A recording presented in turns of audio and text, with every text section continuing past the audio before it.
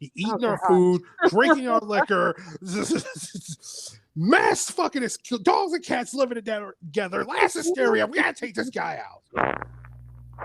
That's it. That's it. We're done with this guy. So a group of nobles led by Prince Phoenix Uprava, Grand Duke Dmitry Pavlovsky,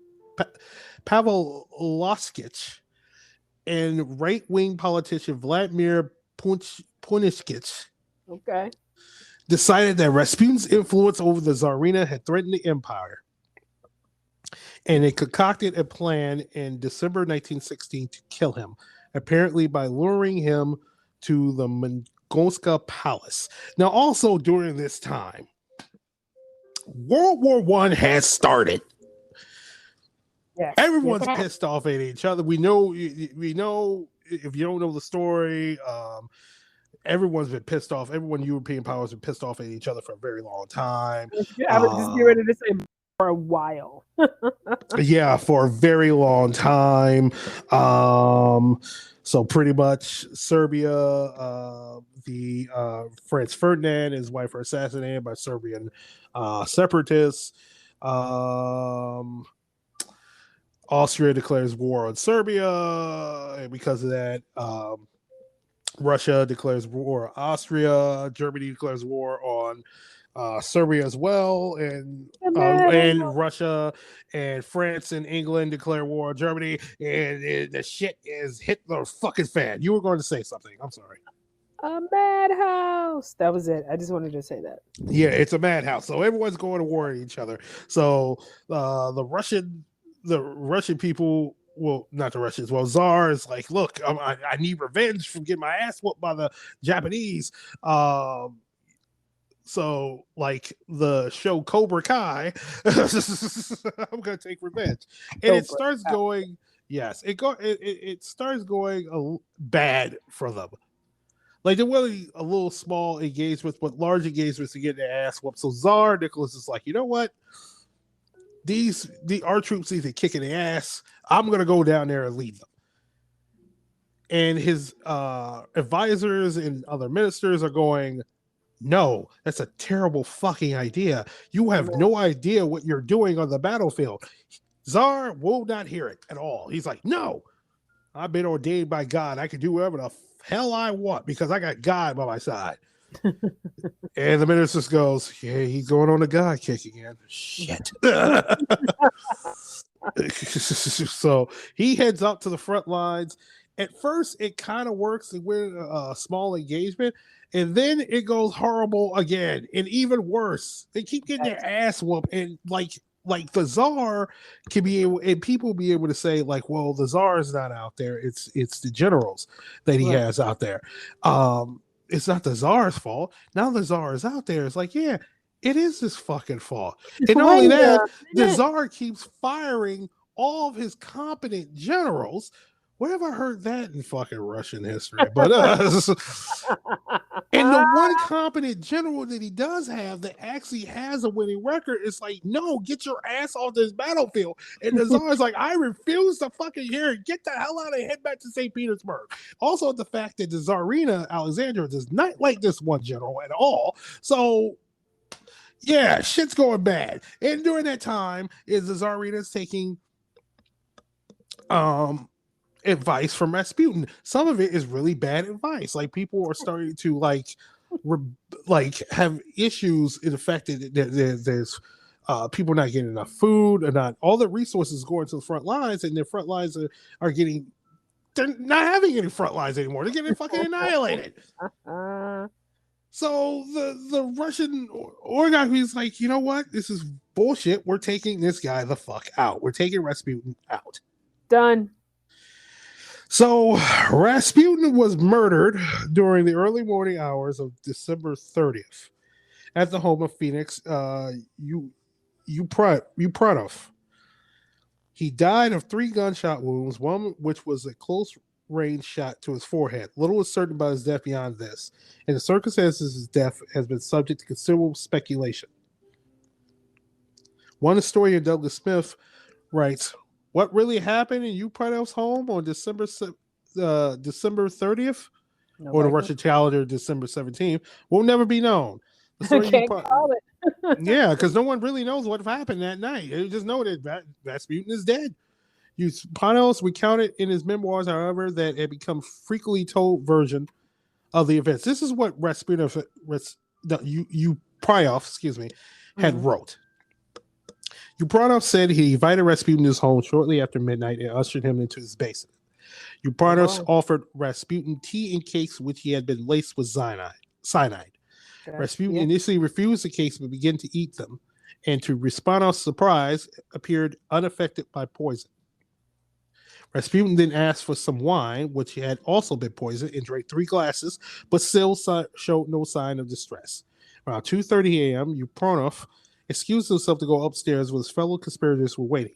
He took a revolver from Dmitry Pamovich, then returned to the basement and told Rasputin that he better look at the crucifix and say a prayer, referring to Yeah. the crucifix in the room, and then shot him once in the chest.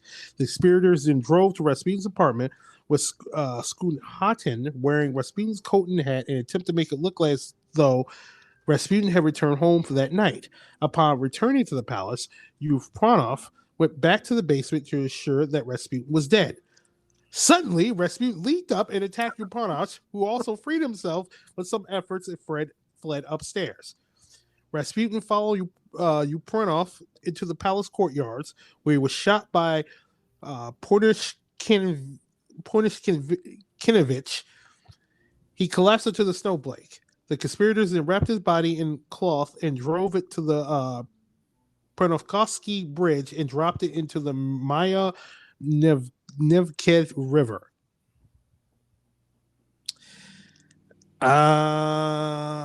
That's That's the story he tells. It kind of there's some contradictions in the story. One mainly that it was a lot of people, like a few people who had been close to Rasputin before he died, and said that he was on a fast, that he was not drinking liquor or eating any sweets of any kind. We don't know if that's true or not, but that's what they had said. right. And this story is so out there. Just like we gave the guy cakes laced with cyanide. He ate 3 or 4 of them. It Mhm. was like, I want some wine. But Get now a here little you wine. go. You're at a party. Uh-huh. There's some reason that there will be some party going on, and Mhm. you eat something, and you don't feel good afterwards. So you said, "Oh, I need something to drink. Can I get maybe a little wine? Maybe a little wine Yeah. will be. Can you hand me some wine?" Yes. And there And you it's poison. I mean, sometimes that happens. Wine is poison sometimes. Yeah. But also, he drank the poison like it was absolutely nothing. It's like, that all you got? This That all stomach you has been through worse. It's like this stomach's eating Taco Bell at 2 o'clock in the morning know, after drinking, after all night drinking fest. unfortunate. Lots of unfortunateness. Yeah. It was like, is that all you got? So, yeah, Rasputin is fucking dead. And that's again the end of that. That's the end of Well, that's the Rasputin. end But of Rasputin. Yeah, the other stuff is just yeah. So what happened with the Tsar and his family? not great So stuff. yeah, no, spoiler, it's not great. It really, like this. If this was a TV show, this would be really. Oh my god, this ending just be like, holy shit, man. TV show. Yeah, if this was a TV show, I think it was a TV show, or like a couple of like TV documentaries and stuff like that on thing. it. TV. Yeah, yeah. This is yeah.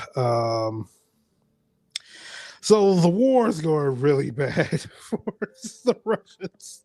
Again. It's yes, again, it's going really bad. They're getting decimated. So during that pretty much they're just getting decimated, decimated, decimated, decimated. Just losing really bad. So Tsar decides to come home. And especially after hearing about Rasputin's death and his wife just going absolutely hysterical, like who's gonna save Nikki? What the hell's going on? Who's gonna save Nikki? What's going on? And so he finally decides to come home. And also during that time, the Duma is still calling for political reforms, and political unrest is continuing out throughout the war. Cut off from public opinion, Nicholas could not see the dynasty was tottering. When Nicholas at the front, domestic issues and controls of the capital were left with his wife Alexandria, who's been pretty much going to Rasputin for advice, and because of her German background, fairly discredited the dynasty's authority. Nicholas had repeatedly warned about the destructive influence. Was repeatedly warned about destructive influence of Rasputin, but failed to remove him.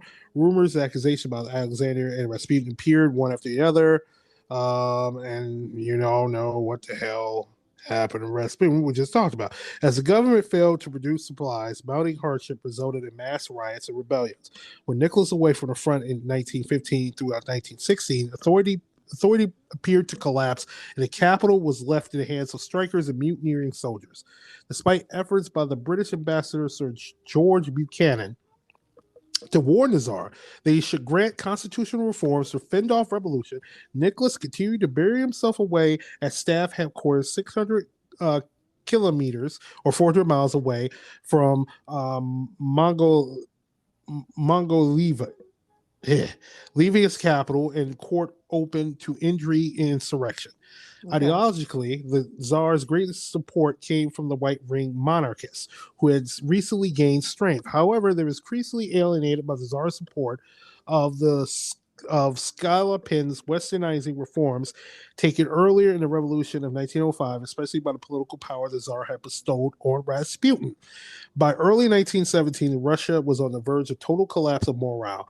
An estimated 1.5 million Russian soldiers were killed in World War I. Yeesh. The sense of failure and imminent disaster was everywhere. The army had taken 15 million men from farms and food prices had soared. The egg cost 4 times what it had in 1914, butter 5 times as much. The severe winter dealt the railways, overburdened by emergency shipments of coal and supplies, a crippling blow. On February 23rd, 1917, in Petrograd, a combination of very severe cold weather and acute food shortages caused people to start to break into shops to get bread and other necessities. In the streets, red banners appeared and crowds chanted, "Down with the German woman, down with the war, down with the Tsar." Down. Police shot at the populace, which increased rioting. The troops in the capital were poorly motivated, and their officers had no reason to be loyal to the regime, with the bulk of the Tsar's loyalists away fighting World War I. In contrast, the soldiers in Petrograd were angry, full of revolutionary fervor, and sided with the populace. Tsar's cabinet begged Nicholas to return to the capital and offered to resign completely. The Tsar, misinformed by Minister of Interior Alexander Pronopov that the situation was under control, ordered the firm steps be taken against the demonstrators. For this task, the Petrograd garrison was quite unsuitable. The cream of the old regular army had been destroyed in Poland and Gatka. In Petrograd, 170,000 recruits, country boys or older men from the working class suburbs of the capital itself, were available under the command of officers at the front and cadets not yet graduated from military academies. The units in the capital, throughout many bore the names of famous Imperial Guard regiments, were in reality rear or reserve battalions of these regiments. The regular units being away at the front, many units lacking both officers and rifles had never undergone formal training. Mm-hmm. And they start mutiny. Yep. On March the 12th, the Voskotsky Regiment mutinied.